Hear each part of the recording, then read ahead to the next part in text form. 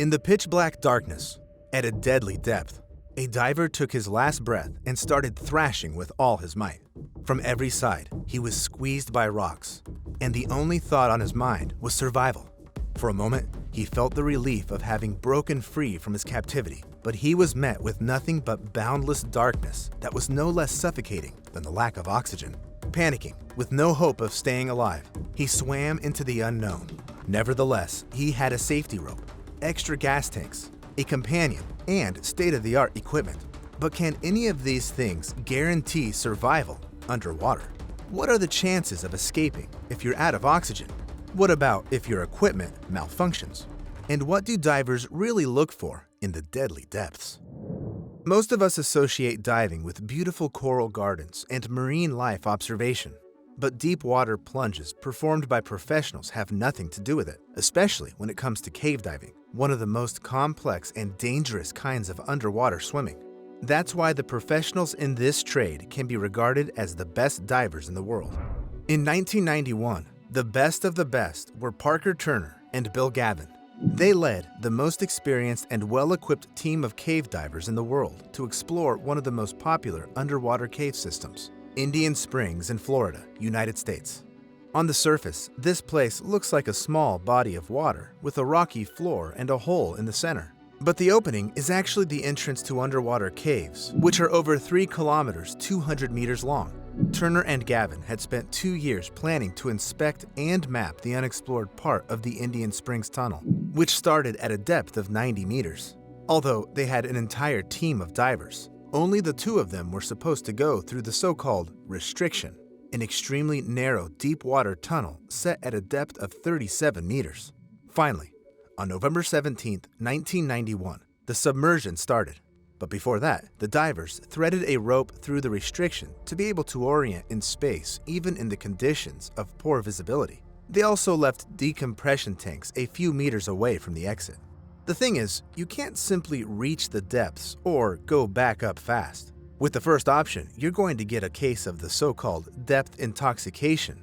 When the consciousness dims, the movements become slow, and you develop a state of panic, euphoria, or hallucinations.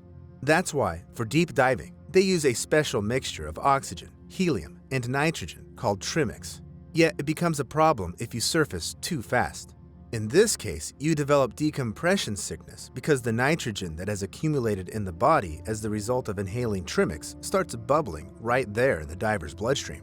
To prevent this, we need decompression, a slow, often multi-hour ascent, in the course of which people are suspended in the depth of water, waiting for the extra nitrogen to leave their bodies in the process of breathing.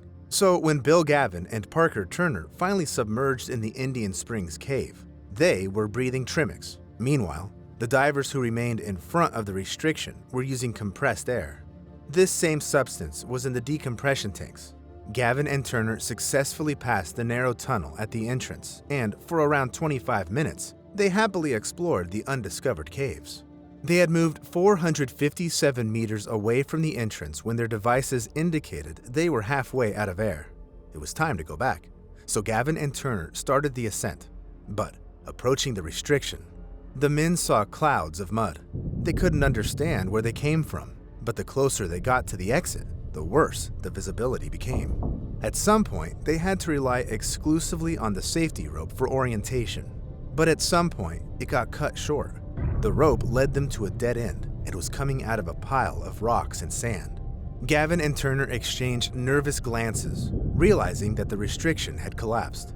The men tried to clear the passage, but the moment they got rid of one rock, another one fell in its place.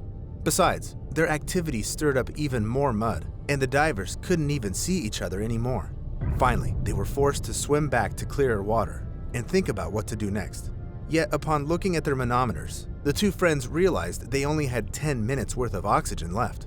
Bill Gavin decided to look for another exit, despite knowing it didn't exist. And when he returned to the spot where he'd left Parker Turner, the man wasn't there. Bill thought his friend had gotten out, and, full of hope, he swam to the restriction, but reaching it made him shiver with horror. Gavin understood that his companion was stuck with no chance of going back or air to keep waiting.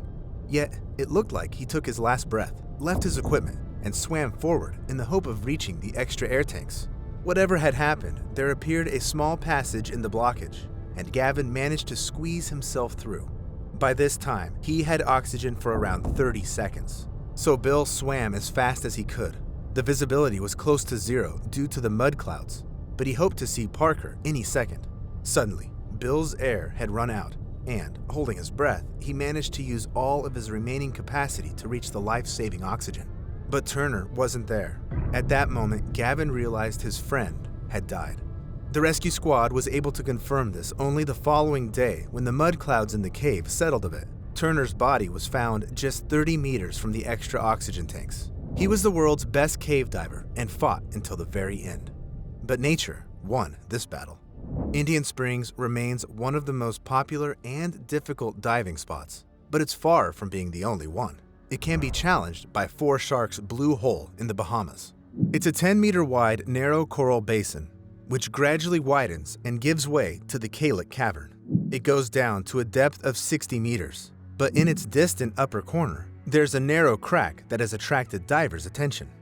In 1997, one of them was Rob Parker, a skilled English speleologist, mountaineer, and one of the world's best divers. That year, he was invited to shoot a documentary about the Bahamas Blue Holes. Rob prepared for the submersion by diving with his companion, Dan Malone. For 10 days straight, they descended to a depth of over 106 meters near Four Sharks, but didn't enter the cave itself. So, when the divers were given 2 days to rest before the start of the filming, Rob decided to secretly dive into the Kalik Cavern and explore the dangerous opening in its distant corner. There were rumors that it hid an enormous chamber with previously unseen sceneries. Parker was an adventurer, so Malone didn't even try to talk his companion out of it, deciding to go with him instead. The other divers who learned about their plan decided to join the two men to support them. Rob and Dan waited for the moment when there were no strong currents in the cave and started their descent. As it turned out, the crack they'd been planning to swim through got as narrow as 60 centimeters. So the men had to take off their oxygen tanks and drag them behind. At some point, the passage became so narrow that the divers couldn't move. Dan Malone was frantic, trying to figure out what to do, when suddenly he saw that, by some miracle, Bob had squeezed himself through and disappeared. Eventually, both of them ended up in a giant undiscovered cave with breathtaking views. But almost right away, they had to go back since, because of the passage being so narrow, they'd only taken small oxygen tanks with them. Astonished and sad, the divers began their journey back. But at a depth of 76 meters, Dan ran out of Trimix. He was almost 10 meters deeper than previously planned, but had no options other than to switch to compressed air. At this depth, it was dangerous, and Dan immediately started experiencing severe dizziness. It was nitrogen narcosis. It was like he'd downed a dozen bottles of beer in one go. But Malone was an experienced diver and managed to stay calm. Dan was slowly moving forward and gradually returned to the narrow crack. There, as usual, he looked back to make sure Rob was also doing all right. It took the diver a few seconds to realize that right at that moment, his friend started to go down to the bottom. Dan hurried downward and finally caught Rob's leg. The man seemed to be breathing. Bubbles were coming out of his mouthpiece, but that didn't reassure Dan Malone. Firstly, he had lost both of his flippers, which slowed him down significantly. Secondly, he had to push the unconscious Rob through a narrow tunnel. Thirdly, the diver felt the current in the cave become much stronger. But before Dan started seriously worrying, all of a sudden, Rob came around and swam forward cheerfully. Dan couldn't believe his own eyes, but felt incredible relief. Finally, both divers entered the narrow crack leading to the exit and the extra oxygen tanks. But it turned out getting them wouldn't be easy at all. At some point, the current got so strong the men had to hold on to the safety rope so as not to drift back. They were literally using their arms to pull themselves forward as if climbing up a rope. Finally, having exerted gargantuan efforts, Dan managed to break free from the deadly trap. He grabbed one of the extra decompression tanks before he ran out of air completely. And, just like in the previous story where Bill Gavin was hoping to see his mate Parker, Dan Malone directed his flashlight at the crack in the rock, waiting for Rob. But Rob wasn't coming. Dan was running out of time. He was still under the influence of nitrogen narcosis and had too little oxygen, So the man signaled to the support diver, Tom, to help Rob. Alas, Tom turned out too bulky to pass through the crack. Moreover, he was running out of air as well. Dan Malone was horrified to realize he only had two options: to rush to Rob's rescue and inevitably die, or spend 3 hours undergoing decompression to bring back the news that Rob would not be coming back. Dan chose the second option, and Rob's body was recovered and resurfaced only a few days later when the currents weakened. But every diver reaching significant depths knows there's a risk of remaining underwater forever. Getting a dead diver's body to the surface may sometimes be extremely challenging or even impossible, especially if the diver died at extreme depths, like in Bushman's Hole. It's a giant well-like cave with a depth of 283 meters, yet it's located not in the ocean, but at a private farm in South Africa, at over 1,500 meters above the sea level. That's why, technically, submerging to its floor is equivalent to descending to the depth of 339 meters. To be more precise, that's the depth for which the decompression plan is calculated, since this process also has to do with pressure. And at the altitude of 1.5 kilometers, it's not the same as at the sea level. The process is so complicated that the mark was reached for the very first time by the legendary diver Nuno Gomes in 1996, setting the world record for the deepest cave submersion. The descent took him around 14 minutes, and the decompression lasted for over 12 hours. Now you understand just how dangerous and complex the task of conquering the Bushman's Hole is, and why the cave is such a lure for divers from all over the world. One of them was a young South African extreme enthusiast, Deon Dreyer, who was 20 years old back in 1994. The young man had around 200 submersions under his belt when a group of divers offered him to join in their exploration of Bushman's Hole. Deon was thrilled as he dove into the seemingly small puddle, passed through the narrow vertical tunnel, and found himself in one of the world's biggest freshwater caves. The group of divers successfully reached the planned height of 150 meters, although they couldn't see anything except pitch black darkness. They got what they came for. They'd conquered Bushman's Hole. Still, the group was in for a slow ascent with lengthy decompression. So, the divers started making their way back, keeping an eye on each other's condition. The man swimming before Deon checked whether he was all right from time to time. The young man gestured that everything was great, and they continued moving. But at one point, when the older diver turned back to check on Deon, he didn't see him anymore. Only a dim ray of light was coming from the depths. Horrified, the diver realized it was Deon's flashlight drowning with him. The man stopped the other group members and swam downward as rapidly as he could. But Deon was falling too fast and ended up at a deadly depth. No one from the group could do anything. With a sense of terrible hopelessness and the realization of Deon's death, the divers had to continue their many-hour decompression process. Upon reaching the surface, they called the rescue team. The rescuers sent a robot to the bottom of Bushman's Hole, but didn't manage to find Deon's body. The young man's parents were devastated. Not only had they lost their son, but they were also deprived of a chance to give him a proper goodbye. The Bushman's Hole became his grave, so they installed a memorial board there. Years passed, and the memory of the tragedy began slowly fading, until 10 years later, Dave Shaw dived into the cave. This experienced 50-year-old diver became the third person to have reached the mark of 244 meters in Bushman's Hole. Shaw got to the cave's very bottom. He was pointing his flashlight at everything around him when suddenly he saw a human body. Dave immediately realized it was Deon Dreyer. The man tried to get the body up to the surface, but the deceased diver's oxygen tanks were stuck. So Shaw marked the place to find the body the next time he'd return and went up to the surface. He informed the police about his find and announced to his colleagues and Deon's parents that despite everything, he was going to recover the young man's body from the cave's floor. It was a complex operation, so the preparation for it was very careful. Almost 10 divers were supposed to stay at different depths and hand each other Deon's body, which Dave had to wrap into a special bag. The operation started in the morning of January 8, 2005. Everyone assumed their positions, and the diver closest to Shaw was watching his flashlight move near the bottom, waiting for the man to start ascending. But things didn't go quite as smoothly for Shaw. Upon reaching the place where he'd previously found Deon, The man saw that only his equipment was still there, and the body itself had drifted away. Shaw started looking for it and finally saw it in the depth of water nearby. Still, this complicated Shaw's task, so he took longer than he'd calculated.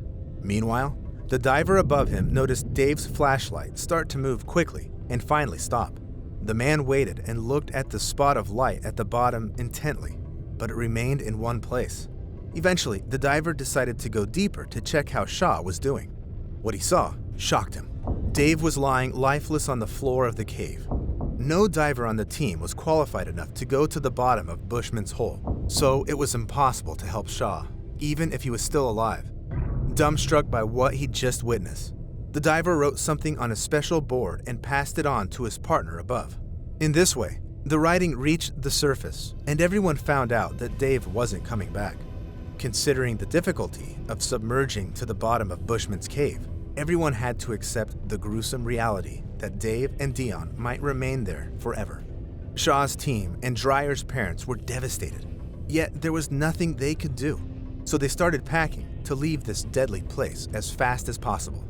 But before they drove off, something incredible and unexpected happened. Bubbles appeared on the water's surface, followed by the bodies of Dave and Deon. It's unclear exactly why and how it happened, but Shaw managed to get the deceased diver to the surface, even if at the price of his own life. We know that at least 4 divers have lost their lives in Bushman's Hole, yet it remains a mecca for the experienced enthusiasts of the extreme. Nevertheless, some places are even more dangerous than this cave, and they have this kind of reputation for a reason. The American city of Santa Rosa in the state of New Mexico boasts its own blue hole. It's popular with both experienced divers and beginners. This reservoir is a natural artesian well with crystal clear water. From above, it looks like a small lake with a diameter of 24 meters, almost doubling in width near the bottom. The cave's depth is also 24 meters, but these parameters don't seem like anything compared to the deadly places we discussed previously. So why are we talking about Santa Rosa Blue Hole? That's because at the bottom of this natural pool, there is an entrance to a cave system. The unknown tunnels were first explored by 2 beginner divers in 1976. But Santa Rosa caves turned out to be too harsh with amateurs. The men got lost in the underwater rock maze and died. The search and recovery of their bodies was a challenging task for the local rescue team.